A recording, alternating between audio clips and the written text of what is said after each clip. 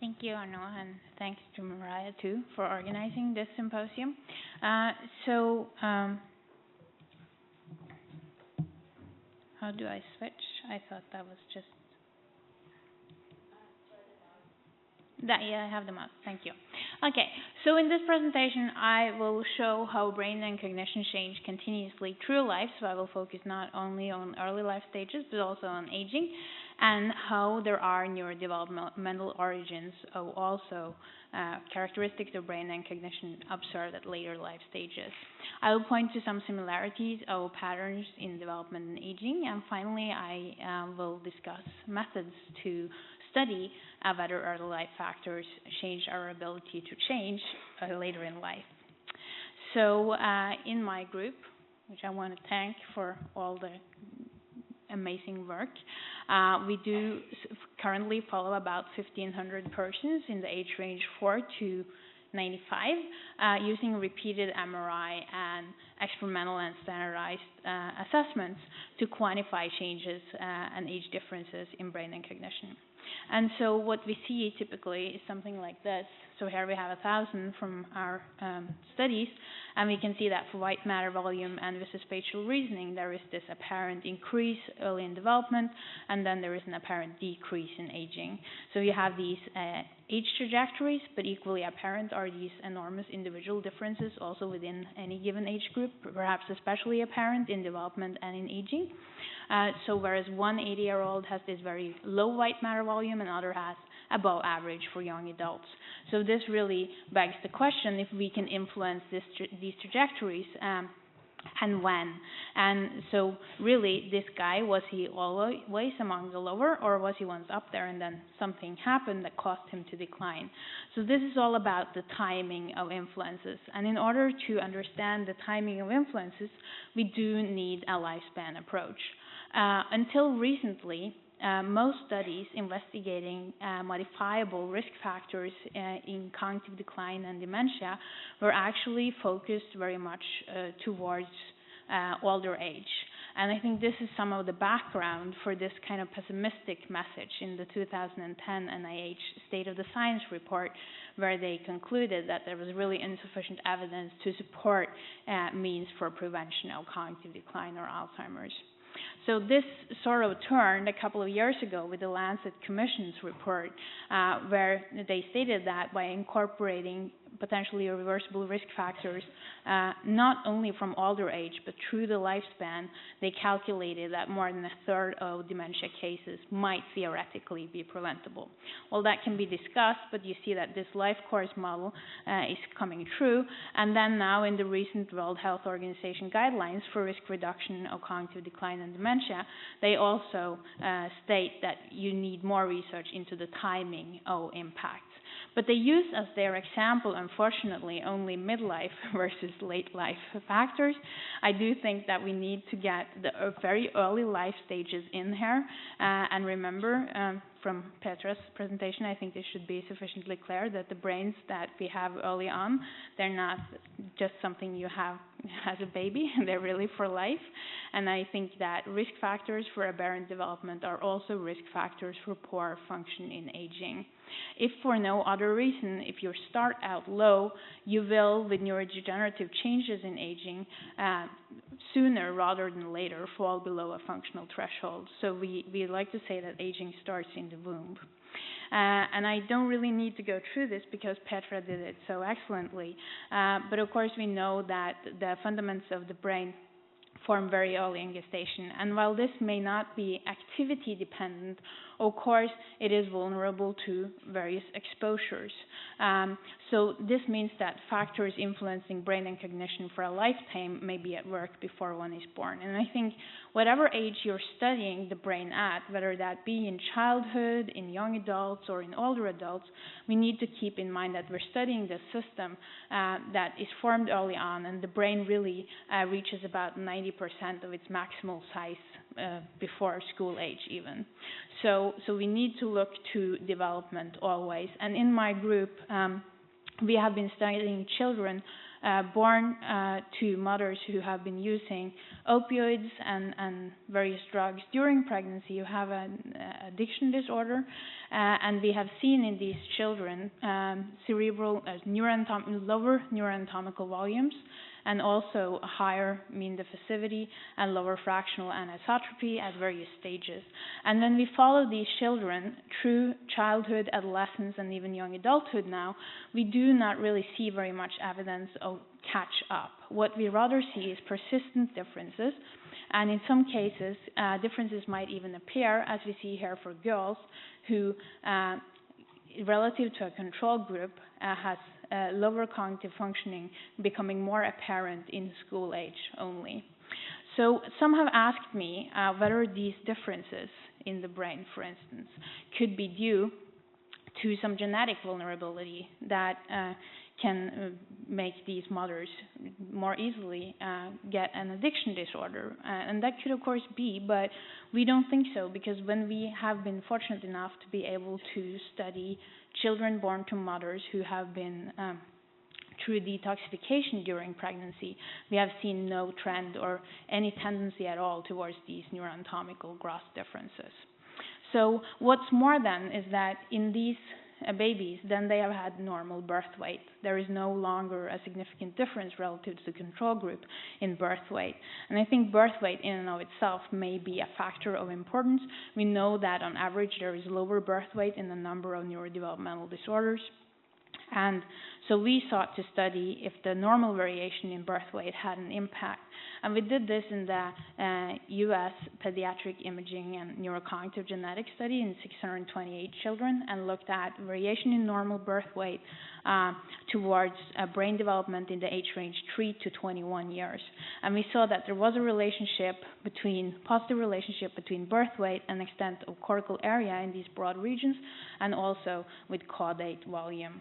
And if we look at the areas where birth weight is related to cortical area, we see that these regions, they overlap with regions where cortical characteristics have been found related to cognitive function and health, and also to changes in aging and neurodegenerative diseases.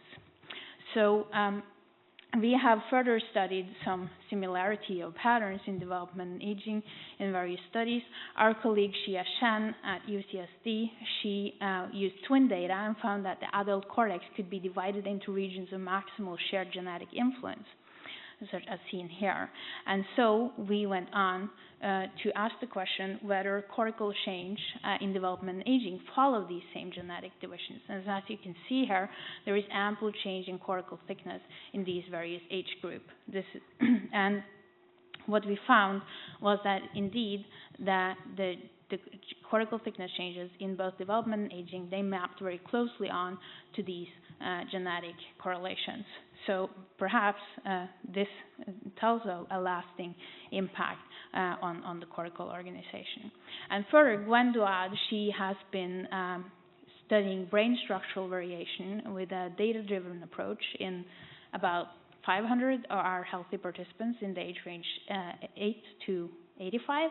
And then she identified this transmodal gray matter network, as you can see here, that has this inverted U shape to age, so sort of supporting a mirroring of development and aging.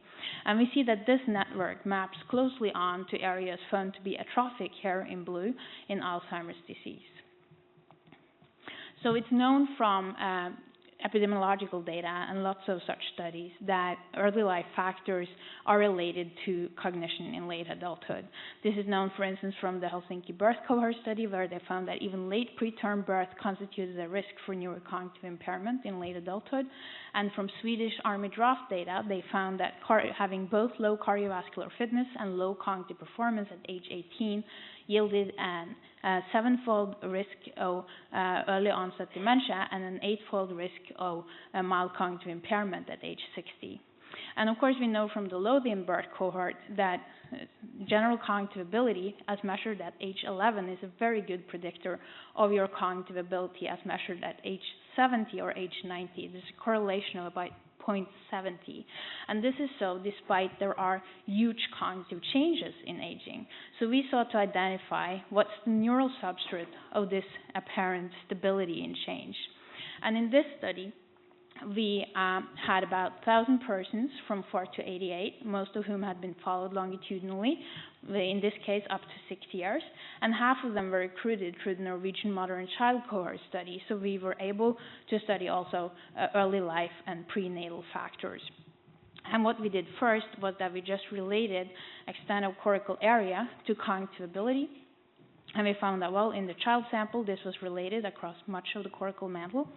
And then we proceeded to extract for each participant cortical area from this area, and we first fitted that to age, and we also divided the sample into the higher cognitive ability half and the lower cognitive ability half.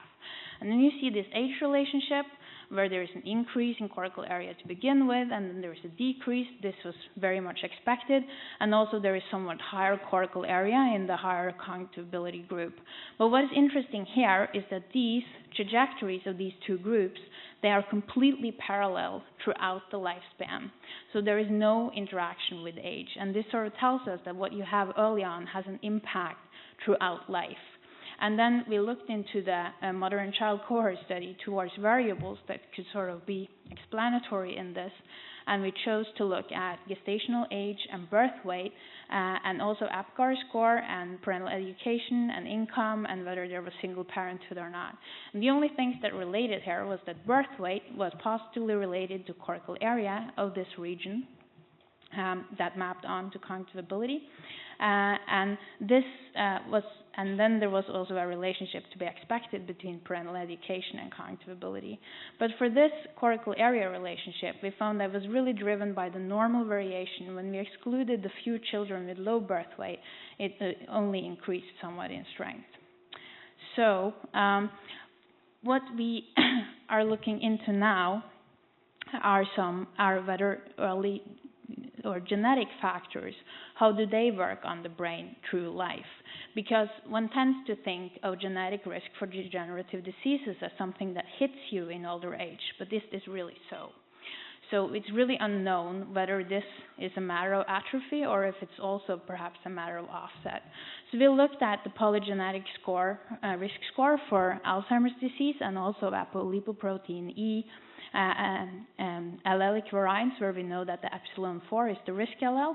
And we looked at this towards hippocampal volumes, and their change in this case, it's the same sample, but we've had more people, 1,163 persons followed for up to 11 years. And our hypothesis was that we would see a relationship through the lifespan. So this is just hippocampal volume, very much expected trajectory. What we found was that for the polygenic risk score for Alzheimer's disease, there was an effect in the lifespan sample, and the higher the risk, the lower the hippocampal volume to begin with, as you can see here. And this, they do converge at some point, but there was no significant age interaction. What I think is most interesting here is that the differences between the risk groups are as big at age 25 as age 80, really. The same was found for the ApoE allelic variants. Those who had the risk allele started out with slightly lower hippocampal volume, and there was again no age interaction. So I think this is also an offset effect, and I think this also means that the target population for any prevention or intervention here really goes much lower in age than just older age. So finally, about new methods, we are interested in studying heritability and plasticity. And it's known that from some studies that growing up in a lower socioeconomic status environment may suppress heritability. In these populations, they find a lowered heritability of cognitive ability with low socioeconomic status. And so we were thinking, well, if this is the case with childhood environment, what about prenatal environment? So this is what we are now testing in a twin design. We are going to study differences in neurocognitive plasticity studied experimentally by training of younger and older adult mono and dizygotic twins with varying prenatal environmental differences as indexed by discordance in birth weight, because even monozygotic twins are on average about 9% discordant. So we think this is a nice example, and what we want to do is an ecologically valid intervention where they're biking in a virtual world across 10 weeks, and we're going to look at effects on brain and cognition. They're navigating, searching for objects. This is our lab now, and it's really, they're training a lot, many times a week, in our lab, searching for these kinds of stores and biking around in the city. So altogether, they are training for about 5 times a week. So in summary, I think this might be a promising paradigm, the twin design, and my time is up, so thank you.